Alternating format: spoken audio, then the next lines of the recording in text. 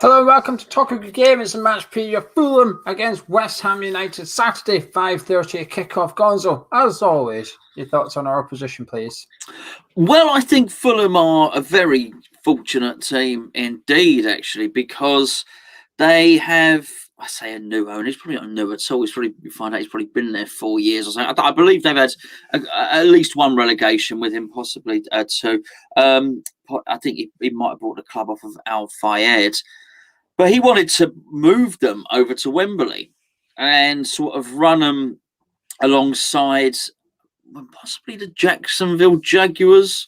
Possibly that might be the NFL franchise that he owns. So the idea was to buy Wembley off the Football Association and move Fulham and the Jacksonville Jaguars into Wembley, create a London-based NFL team, and obviously they would sell off Craven Cottage, and that would have been and gone. Well, you can only imagine what mess they'd be in now had they have done that.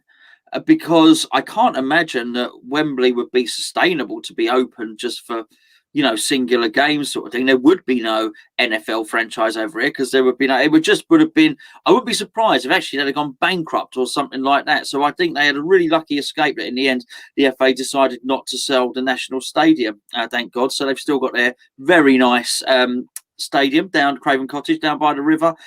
Really good manager in charge, mate, and playing some nice football.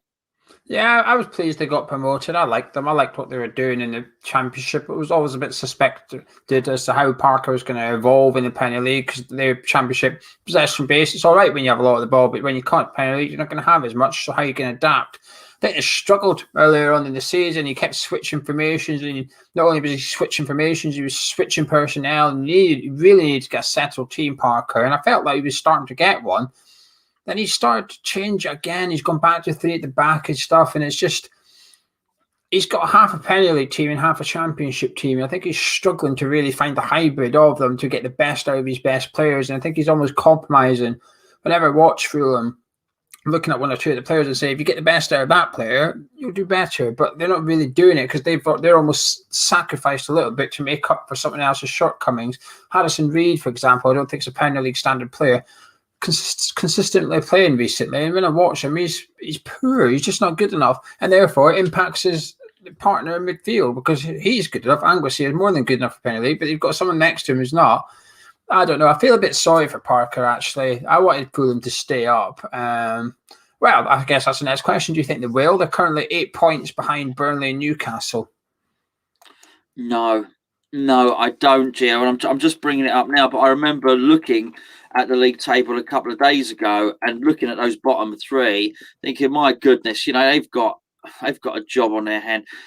I guess the only one they could possibly hope would be Newcastle, but unfortunately, you've got three teams at the bottom there hoping that they could be better than Newcastle because Burnley and Brighton and Wolves and Palace and Southampton are clearly not going to go down. Can they drag Newcastle back into it?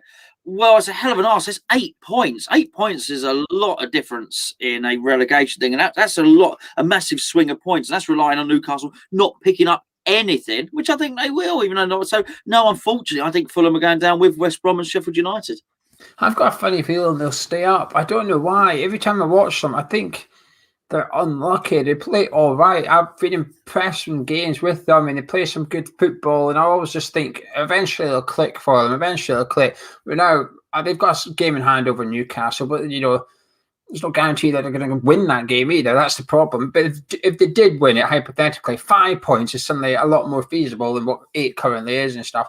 But they've really got to start winning the games. Like they played West Brom away a couple of weeks ago, and they absolutely battered them in the first half, but they come away with a point, just 1 point. And it's just not good enough sometimes. Sometimes they're just lacking getting over the finish line. It almost frustrates me as a neutral watching them because they do play good football. They've got good players, got a good manager. And I think they're better than where they are in the league, actually. It's just frustrating watching them. But signed Josh manager on deadline day, so he could be... This is the problem. Mitrovic is a problem. I don't know what's happened to him this season. He's just completely... He just wasn't even getting in the team. There must be something that's going on off the pitch with Mitrovic because he wasn't getting in the squad, getting in the team at all at one point. I assumed he was off, but he's still there. He's come back into the team now. But I'm pleased to see they've got a striker in, Josh Maja, someone we were continuously linked with towards the latter stages of the window as well. If he can hit the ground running and get some goals, it might be okay. But it's a big, big ask, though, isn't it? It's a huge ask. But what do you make of Scott Parker in general, then? Because he's took him up, but he's struggling. Oh, I love his demeanour. We love Scott Parker at West Ham, don't we? Not just for his time at West Ham, where unprecedented winning the Player of the Season in a team that gets relegated, but for what he's trying to do, the way he carries himself and the way he handles himself. And this is a really good education for Scott Parker. And I look at someone like Scott Parker, and maybe let's compare him to Frank Lampard. And of course, they both played for Chelsea and both played for England. Obviously, Lampard had a much more glittering career than Parker.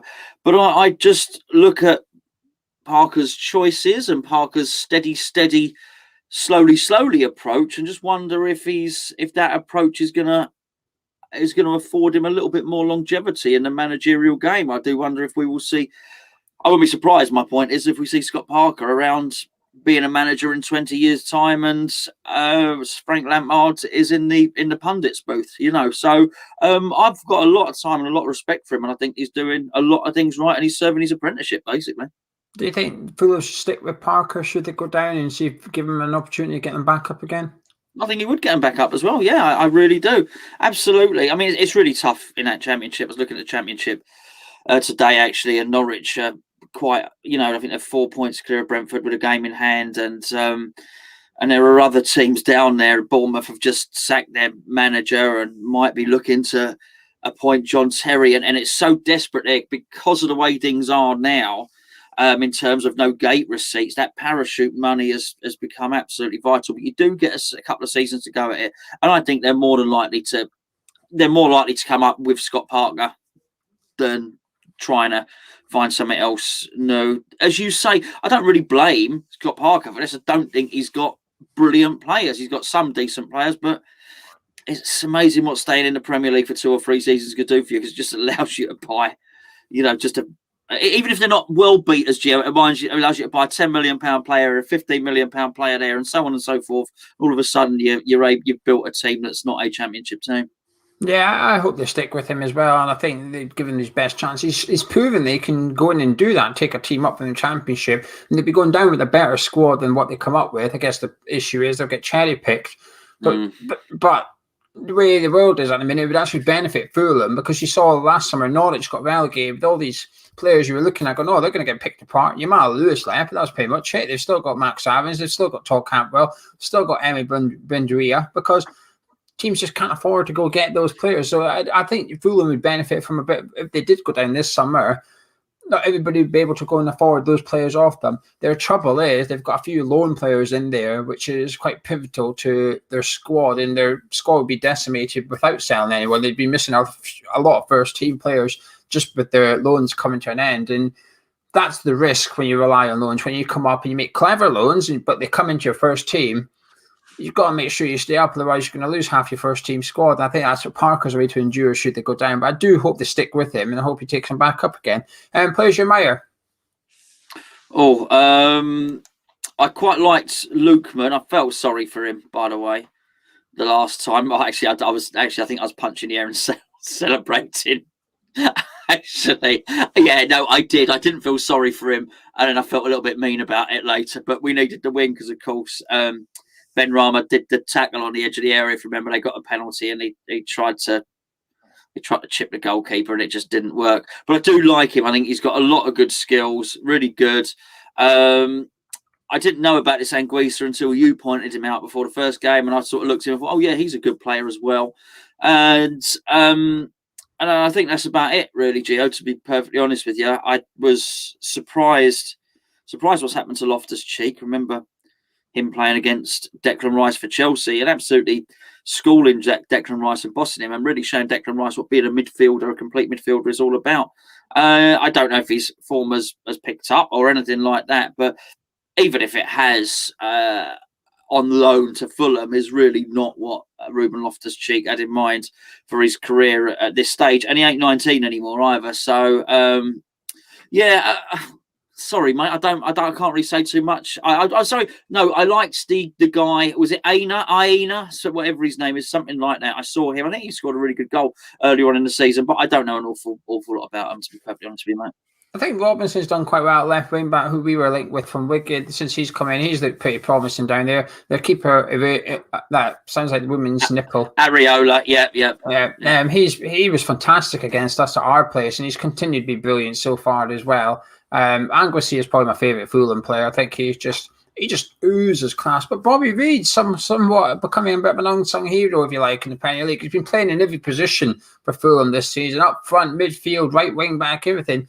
He's one of those players. He just gives 100%. He might not have the ability, but he gives you 100% every single game and stuff. They've got some decent players in there, but like I said, I think they've got some that are just not quite up to scratch. The likes of Harrison Reed, I think Tete has been a bit of a disappointment for me. Loftus-Cheek, as you mentioned, has been a disappointment. Where the hell Mitrovic has been, I don't know, but when he has played, he's just not been good enough either. And there's just too many players to stop to Premier League standard. Anyway, enough about Fulham. We'll park them and move on to West Ham United. Gonzo, team news is pretty much as you were, but we've got one big decision to make, I think. What we're doing with Ryan Fredericks against Aston Villa. He started right wing in what was a tailor-made set up for Jack Grealish, but obviously Fulham don't have a Jack Grealish. So do we continue with it on merit, or do we switch it back and put in perhaps a more attacking player? No, I think it's too defensive. I totally understand it against Villa. It's such a fantastic player to deal with. In Jack Grealish, I think a bit of. I said I liked Lukeman, but let's be perfectly honest. I'm not sure he needs double marking with two defenders. So no, I also think it sends. Actually, forget the message, the message it sends out. I just say we will create more, as well as Fredericks played, and he was a superstar, and hopefully he went into training today with his chest puffed. In fact, I hope he didn't go into training. I hope he was given a day off, and he was watching Philip Schofield and Holly, what's her name, in bed with his feet up. But I still think that I still think we get a bit more with Jared Bowen in the team, and we will attack more. So I'd be making that change for this one, mate. I'm stuck. I kind of keep thinking that as well, but at the same time, I thought Fredericks played really well. I think he did his role well. I thought he got forward pretty good as well, to be honest with you. He put in some decent crosses. I think he turned Mings inside out. I think he caused Target a bit of problems. I think I'd leave him in because I felt when we saw the lineup, I remember saying to build up, so Ryan Fredericks is going to have to be like man of match in order to keep his space, because this is purely for Jack Grealish. Now, he wasn't man of match, but I thought he was a very, very strong performer. And the service that he was trying to provide, he never managed to get any of them off. His crosses were getting blocked and stuff. But I thought he was providing just as good service as what I've seen from Jared Bowen in open play over the last few games as well. So I think I'd start Ryan Fredericks, to be honest with you, with probably one eye on it, thinking by half-time we're not winning. He's the first sub I'm making. But I think I'd play him with just because of merit, because he played so damn well.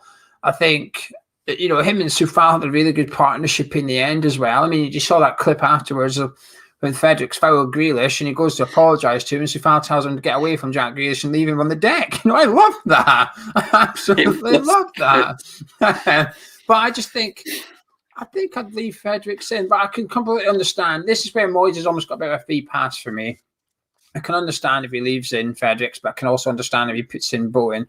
Or even former Fulham player as well against his old club, Fredericks. Yeah, so I think I'd be okay with Ryan Fredericks starting, but I completely understand why if he does change, I think Moyes gets a free pass. Any other changes or no? I would play that exactly the same, I think. How big's this one then? We've got Fulham on Saturday. Then I know we've got an FA Cup game, but forget that. I mean, our next two league games against Fulham and Sheffield United, we have to be aiming for 6 points. Oh, for sure. And what a statement it would be as well. But I'll tell you what, I'm buoyed by the fact that, was it Akabusi? I think it might have been Chris that said we had a game to go forth against Crystal Palace, and we actually went and won it. And it was. I just thought it was a really, really important thing to say, because that is West Ham getting to that point and then mucking up you know. So actually, we've got a very, very recent example of history. I don't mean for us, I mean for the players, for Moyes to say to the players, okay, got a must-win game here to put yourselves into fourth. Actually, very recently, they can think, oh, yeah, actually, I noticed we had this a week ago, didn't we? Right, okay, let's go and do it again. So this is really, really, really good, particularly with the way that Liverpool it seems strange to talk about Liverpool again and find ourselves in this position, but I'm not going to get overly excited about it. But I know Liverpool played us off the park and were better than us, but we have to talk about them because there's only 2 points in it and they are the nearest club to us.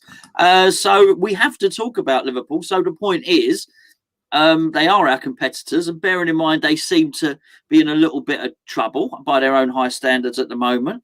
Actually, getting 6 points in the next couple of games is going to make a massive difference. But it won't be easy because Fulham had lots of chances, had created lots of chances against Leicester, had more of the possession as well, I noticed.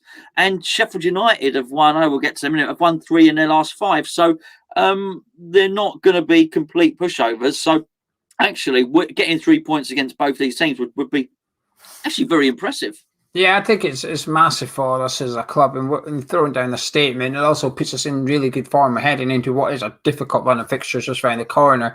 The advantage we've got, I think, with Fulham and Sheffield United, both of those teams need to attack us. A point's no good for either of them. It's gone. You know, Allardyce went into the Sheffield United game saying, "Oh, it's a must not lose game." I mean, I was looking at the table thinking, "Are you sure, mate? Are you sure points all right?" And he ended up with none.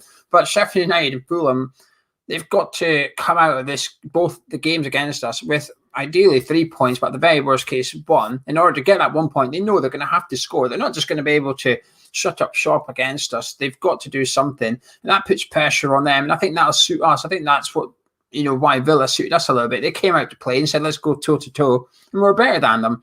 And I think, if anything, Fulham will be perhaps a little bit naive and do a similar thing, come out and say, well, we're going to have to attack this team. And it's going to play into our hands a little bit. It's going to give Lingard space, and it's going to give Ben Rama space. I was watching a Man United video earlier, a Man United fan thing about Lingard, and he was saying the reason he perhaps struggles at Man United and he won't struggle at West Ham is because he doesn't get space at Man United, because teams tend to sit back, and then he gets the ball up against 2 blocks of 4 and they say, what are you going to do? And he struggles there. He's just not quite good enough. But West Ham, because teams are coming and attack us a bit more, he'll have that room that he had at Villa Park where he is able to turn, he is able to run and stuff. And they're saying that it'll suit him perfectly being at West Ham United. And going by the evidence we've seen so far, can't really complain. And we're both dressed like, have you noticed what we're both dressed like? Yeah, we're like Fulham fans, aren't we? Just Fulham colours. Yeah. Oh, well. Come on, you. What are they called? Cottagers? No, that's not right, is it? They are the cottagers. Yeah. That does have rude connotations, doesn't it? Yeah, possibly. My £17 shirt from M&M Direct hasn't arrived yet, unfortunately. So I think you bought a few of them today, didn't you? I think the live chat, I think everyone's going to be wearing an M&M Direct shirt in our game coming on very soon. Or it might be here for Saturday. I might wear it on Saturday then. I don't like wearing replica shirts. This will be the first time I bought one since 2015, which was the last home one at Upton Park. I bought that one, and that's the last one I've bought. So I only bought it because it was cheap. But Man United on Tuesday as well. Would you have one eye on that, or would you attack this one with the first 11, or would you be looking at any sort of rotation? Obviously, there's no point in rotating Jesse Lingard because you can't play on Tuesday. Well, that's interesting. That is interesting.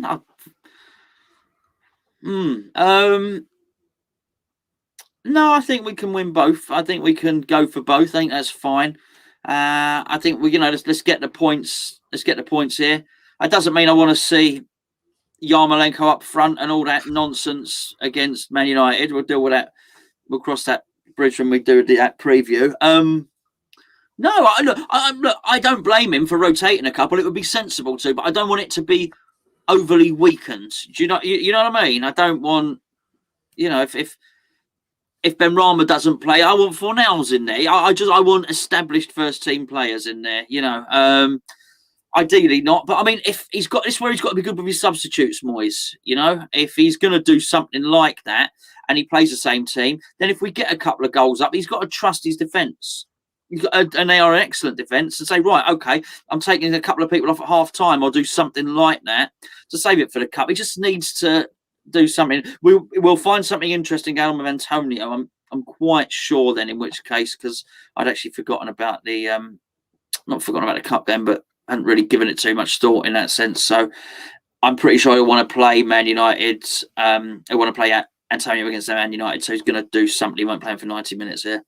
Yeah, I would, if we are a couple of goals up, or even if we were just 1-0 up, I think I'd be tempted to get Antonio off with half an hour to go or something. He's the one player that needs looking after, and so checking Rice in terms of fatigue are the two that need looking after. I think the rest of them are fine. Ben Rama, Lingard, Fornals, Bowen, none of them have been playing loads of minutes. They've all been substituted quite often. They've all been rotated quite often. They don't need to worry about it. I think the defence generally usually pretty fit anyway. So the Antonio one's the only one I'd be looking at, but I'd probably be looking at, if anything, either putting Meepo on, and if he's not confident on Meepo, pushing Lingard up there and putting on Fornals or Bowen in behind him as well. Not Yarmolenko. I don't know why. I just don't want to see Yarmolenko up front for this one. But I would certainly start with our first 11 that we started against Villa, with one eye on the Man United game. I want to see the first 11 in both games, to be honest with you. I think they should be okay to play with them. Are you confident for this one then? Yeah. Oh, yeah, for sure. Absolutely. Yeah, I mean, we should beat them. We got better players and then we got a better team than them. The only thing that I ever worry about in games like this is our attitude. And I'm not worried about our attitude anymore. I guess fitness is a slight concern. And I do think we are going to lose, the odd game between now and the end of the season because of fitness. I really do.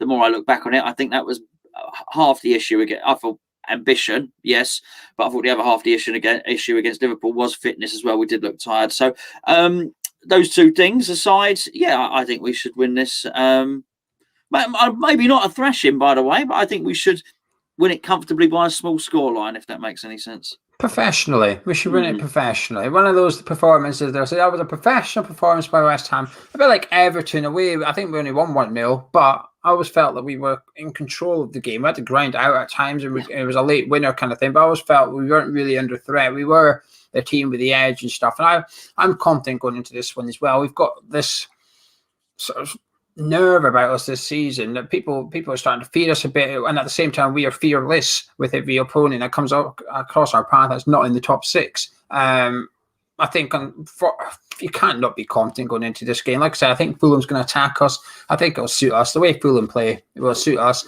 You add in the pressure that they need points on board. Parker keeps changing his team up a little bit. He's sticking with his three at the back recently. But the midfield, I expect Lingard and Ben Rama to run rings around Harrison Reed in midfield. And I'm sorry if you're a Fulham fan that your favourite player is Harrison Reed, but he's just not good enough. And after watching Rice and Souček all season, we know what a centre midfielder should look like in the Premier League. And that ginger boy is not that quality. I think the formation suits us. Yeah, I think Fulham's weaknesses are where our strengths are, actually. I think this is... I'm really confident, Gonzo. Really, really confident. I'd be shocked if we don't get 3 points. So with all that said and done, can I get your final thoughts and your score prediction, please? I'm going to go with a... where are we playing anyway? It's at their place. Okay. I'm going to go with Fulham 0, West Ham United 2. 2-0, a comfortable 2-0. Yeah. I'm going to say Fulham. I just think the Villa win was so good. We're rocking up at Craven Cottage with the confidence that we've seen at times during the season, but only after we beat Wolves and Leicester. I think we're turning up with that kind of... There was a win on that level. It wasn't just a scoreline. It wasn't just the result. It was the performance that went with it. It was the individual performers as well. Everybody played well, and a lot of the players played fantastic. And I think with that, it's just a dangerous combination. I think Lingard has done us a favour. It's pushed Ben Rama out onto the left, which is going to benefit West Ham. And actually, I think it's the worst case for Fulham. I think you'd rather see Ben Rama in the 10 where you can swarm him a little bit. So I'm going to say Fulham 1, West Ham 4. I'm going to go for a thumping. Oh, I think we're going to go goals. We scored 3 against Villa. Could have scored more. I think it was just and could have scored more against Palace. Yeah, I think. So I'm going to say 4. I've seen Fulham defences collapse sometimes in the season. Maybe not the second half of the season, but at the start when they were playing the likes of Hector in there, they were just awful. They were just collapsing. They didn't know what to do. They didn't know how to defend. So I'm going to say Fulham 1, West Ham 4.